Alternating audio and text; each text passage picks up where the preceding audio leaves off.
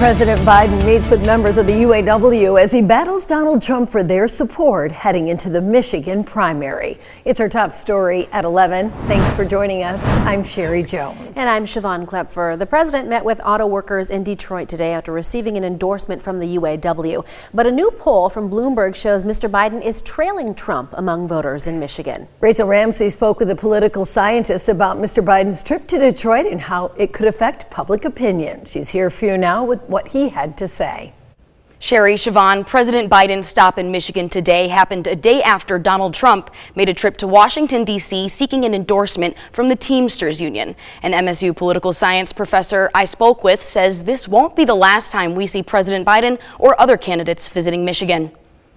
As we get closer to the 2024 Michigan primary and eventually the presidential election, candidates will make their way to our vital swing state to campaign. President Joe Biden doing just that today, but his visit wasn't all smooth sailing. There was protests at the event, and there is a large issue of how the Arab American community is feeling about President Biden in Michigan. MSU political science professor Matt Grossman says media coverage is an important factor when it comes to making an impact in a candidate's campaign tour. So with today's protests, that could lessen the impact of the visit. But Grossman says the UAW's endorsement and meeting with auto workers was a positive for President Biden and could help with how the public sees him. That matters not just in Michigan, but nationwide, that Biden is kind of affiliated with industrial workers who've just won a major upgrade in their union contract. So there are some factors that could make it play better for Biden. And as Donald Trump seeks a Teamsters Union endorsement, both candidates are looking to win over the working class. Donald Trump did do better